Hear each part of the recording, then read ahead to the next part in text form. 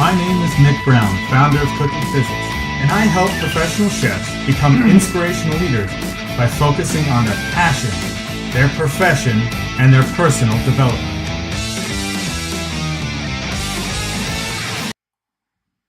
Hey, I am so excited that you all are here. Today we're going to be talking about the truth about being a chef.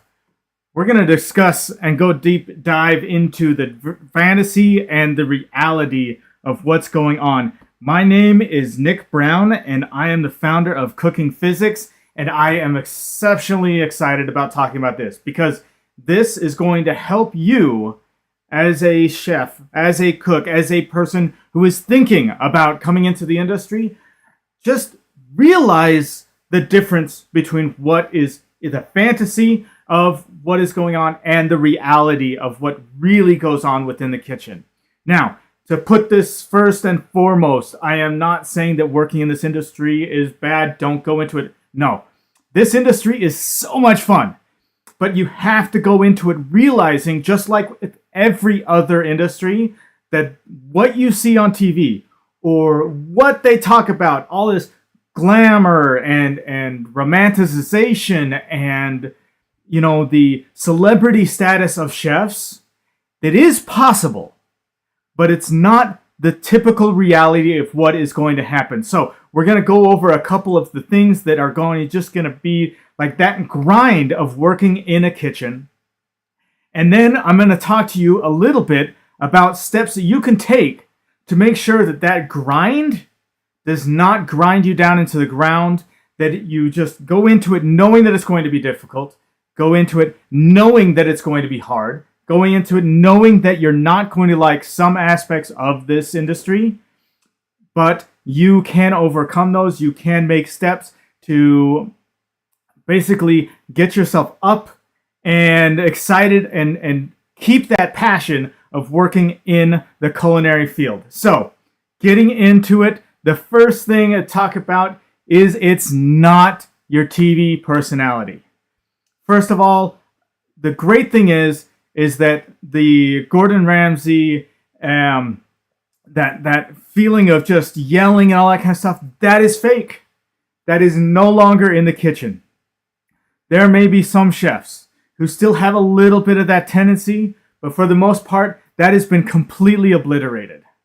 Yes, there is high expectations. Yes, there is high stress levels. And yes, there is yelling going on in the kitchen, but it's nowhere like that is. Why do you think all of those chefs get so flustered when he's yelling at them like that? Because that's not the reality. He is doing that to try and get them to be completely out of their mind, stressed out, so that it creates good TV. Okay? So that's the great part about it.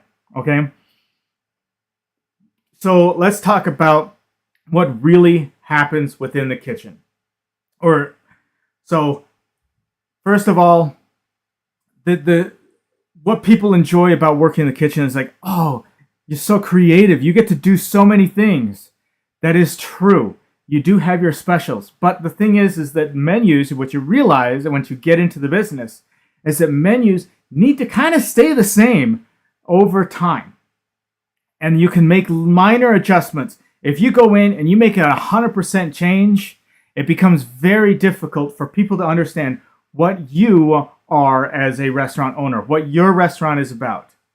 If you make a complete swipe and new menu all together, it makes very difficult for people to really go to your restaurant and say, like, I really liked this dish. I want to go back to that dish. That's why they come to your restaurant. So it's a lot of repetitive movements. It's a lot of the same thing. Yes, they're the specials. Yes, you can make a little bit of adjustments that go on. And that's where your creative juices get that outlet. But just realize that it's not quite as glamorous as sometimes people think it ought to be. The other thing is a good thing about that is if you're constantly trying to create, there's a lot of pressure on you. So realizing that, it removes some pressure. It does get a little monotonous. The next thing is that absolute exquisite plating where chefs are taking those. You see those shows where the chefs are taking that 5 minutes on one plate.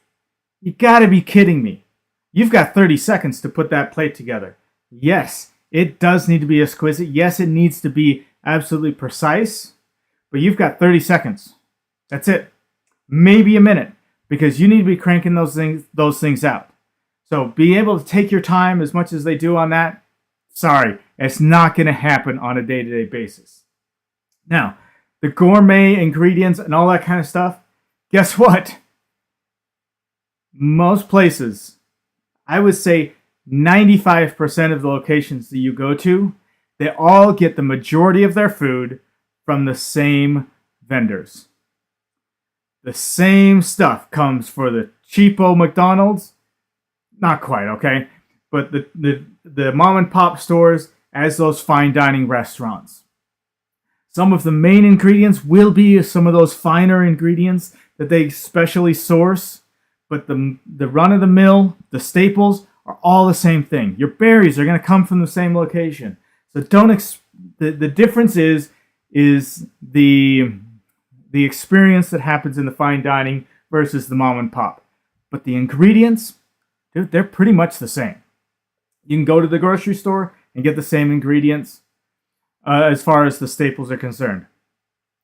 Now, thinking about getting into those culinary schools. Oh, if I get into that prestigious culinary school, I will immediately get into being this chef. That is a bunch of BS.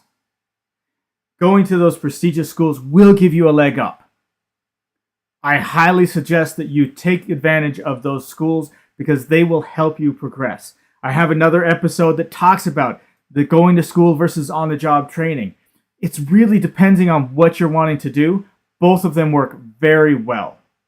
The high-paying jobs, I'm sorry, that it takes a long time before you can get to that high-paying job. If you think about it, if you start out, you're starting out at minimum wage, okay? There's a big upheaval going on right now, but when I say minimum wage, I'm thinking about the $15 where everybody's talking about, let's put $15 to minimum wage. That's where you're where you start out at. You go to school, you may start out at $17, $18 an hour, maybe, okay? Maybe. You'll skip the, getting into there, seeing these celebrity chefs who have these hundreds of thousands of millions of dollars. Guess what? They worked hard to get there. They put in a lot of hours. They learned very diligently and focused very clearly on what they needed to do to get to that position. And it took long hours. It took a lot of effort. It's possible. But don't think that just because you go into there, you're going to open up this restaurant and everybody's going to come in and it's going to be the most amazing thing and you'll be able to give food away to all your friends. If you do that, you'll be out of business within a month. Okay? Just having that restaurant, that prestige of having that restaurant as well is great, but you've got to understand the business side of things. You got to work for it. You got to make sure that all your profit margins are in there. It's a lot of hard work. It's a lot of bookkeeping. Okay? That artistic expression that comes. Oh, that is amazing, right? Spending all that time, artistic and presentation, and then you've got this passion and you've got this dish and this is what this dish means. And then the guest sits there and they look at it and they're like, that is absolutely beautiful. And then they taste it and they're like, that is just bland. You got to make sure that your artistic impersonation, expression, comes out into the actual flavor of the food as well. Just because you're doing all of this stuff doesn't mean that it's going to taste good. So get that artistic expression in there, but make sure that the flavor is there as well. Because people remember the flavor more than the picture. They're purchasing, they want to eat. They want to be able to eat it. Yes, there's some people who say, oh, I can't eat it. It looks so good. I just want to take a picture. It looks like art. Yes, but they still paid for it and they want to eat. So if they go in there and they start eating it and that doesn't taste good, I'm sorry, they're not going to be back. I don't care how beautiful your dishes look. The fact that another part is that you think you see these things where it's like you're with your family and you're with your friends in the restaurant and it's this big party and everybody's coming to see you because you're the chef. Well, guess what? That doesn't happen very often. Maybe once a year, if you're able to be successful in your business enough to be able to allow your friends and family to come all in one big thing and serve them food and be this nice benefit thing. That's great. But the majority of the time, you're missing those events. You're not going to the family gatherings. You're not going out with the friends because they're all going on the nights and the weekends, the times that you're going to be working. So you need to understand that. You may feel like being able to become a chef, you're going to be able to travel the world and taste the food and use that as a business expense. Yeah, if your business is running really, really well. The majority of the time, what you're going to be stuck doing is you're going to have very little vacation time because the needs of the business are still high up in priority. You can't just leave the business and expect it to run unless you have done the work. Again, I'm trying to explain this to you like it's hard work. You gotta work into it. It's demanding work. You're going to miss out on many, many opportunities with family and friends and vacation. But if you can make it work, if you find the things that help you grow and develop, if you get the systems into place, if you learn the interpersonal skills and the leadership skills needed to run the restaurant the way that restaurants are meant to be, yes, you will begin to have that time. But before you get there, it's going to be a lot of hard work. It's going to be a lot of grind. It's going to be a lot of grit that is needed to use. Okay? The fact that you're able to, some people talk about being able to experiment with so many beautiful things. Well, the problem with that is those exquisite items and everything, they cost money. And it's great if you want to experiment with them, but you need to make sure that you are able to put those into a dish and be able to put that into a special so that you can recuperate the costs of that research, of that development. Okay? So when you get those things, you need to make sure that you are paying attention to the books. That you're not just going out and spending all this money on experimenting and research and development without actually making sure that something is put out so that you can sell to the guests and the guests will enjoy. Some people think that as soon as you graduate school, that you're going to be the executive chef. Again, I touched on this a little bit earlier. It's not going to happen. You may be able to pass the dishwasher stage.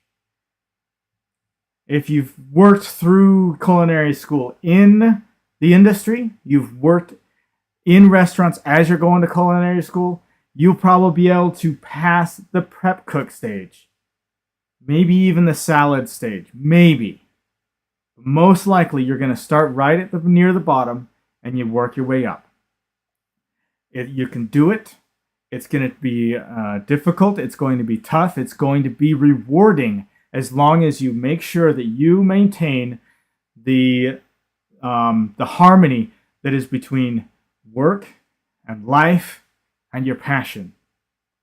I mean, people see these stylish chef coats and everything like that, and they're like, wow, those are so great.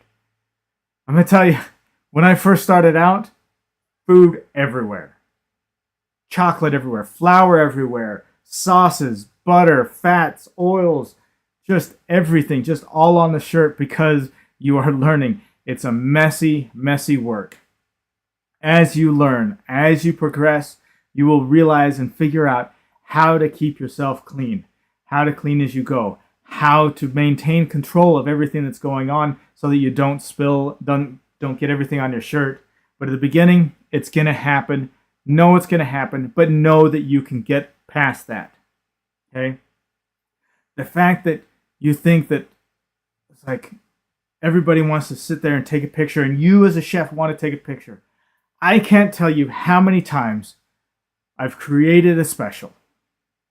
And I've done all these kinds of things. I've created the special and I've put it out for the servers to try. And then we start pumping it out. and we're pumping it out, and it's selling like crazy. And then it gets to the end of the night, and I realize I never took a picture. I never saved what that plate was. The opportunity for breaks and for meals is very small. What you'll find is the two best places for chefs. If the chef is tired, you'll find them in two places. One, they're in the walk-in. They're in the walk-in cooling down. Okay? The other one is in some corner, sitting on a milk crate or over a garbage can, scarfing down food. Because you only got 3 to 5 minutes to eat that food and then get back to work.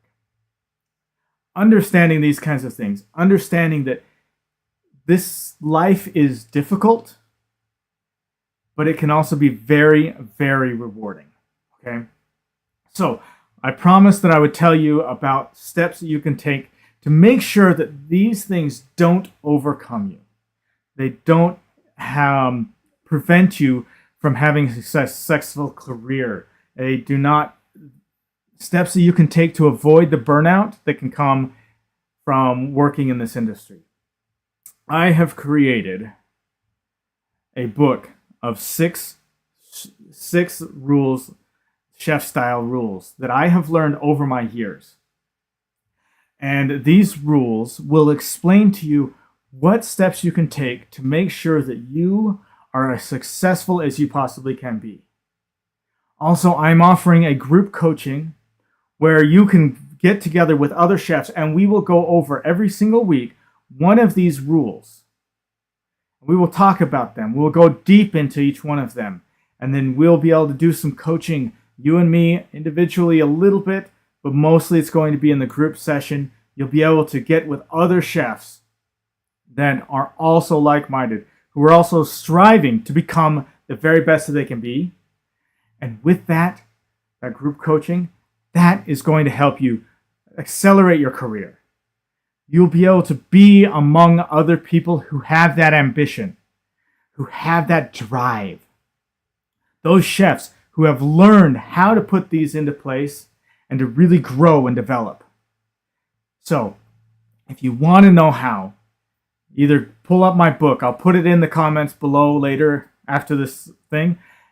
Or go get yourself signed up for this group coaching. It is a monthly subscription where every single week I'll go in. Some of the benefits of this is you will have that community of chefs. You will have miniature workshops within other chefs. You will be able to talk with other chefs. We will go over every single one of these rules.